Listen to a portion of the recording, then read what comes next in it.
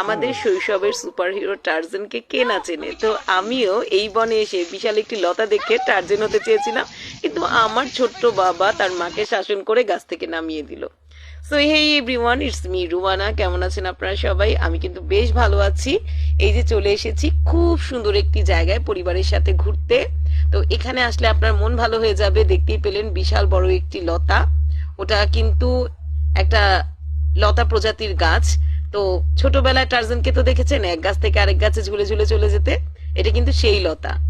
আমি এই বনে এসে এরকম লতা দেখতে পেলাম। তো আগে এই জঙ্গলটা যতটা না সুন্দর ছিল তার থেকে এখন আরো অনেক সুন্দর। পুরো মনে হয় যে আমি ফ্যান্টাসি একটা প্রকৃতিতে চলে এসেছি। এই যে রায়ান ওর বাবার সাথে হাঁটছে, আর আমিও খুব মজা করছিলাম আমার ছেলের সাথে, আর আশপাশটা দেখছিলাম। অসাধারণ, তাই না? এই বনে আসলে আপনার মন ভালো হয়ে যাবে। আপনি আপনার পরিবার এবং বন্ধু বান্ধব, আত্মীয় স্বজন, কাছের মানুষ যাকে নিয়ে সুন্দর একটি প্রকৃতির মাঝে ঘুরে যেতে চান তাহলে অবশ্যই চলে আসতে পারেন ন্যাশনাল পার্কে। আমার কিন্তু ভীষণ পছন্দের জায়গা, আর আমি অনেক বছর পর আমার পরিবারের সাথে এখানে চলে এসেছিলাম। বেশ ভালো লাগছিল। এখানে নিরাপত্তা ব্যবস্থা খুব ভালো। তো আপনি অনায়াসেই আপনার পরিবারের সাথে এখানে সময় কাটাতে পারেন।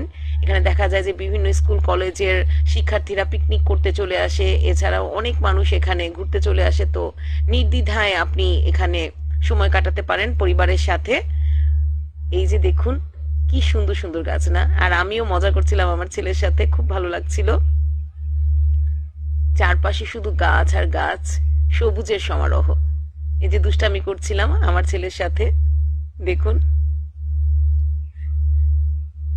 আমার তো বেশ ভালো লাগছিল।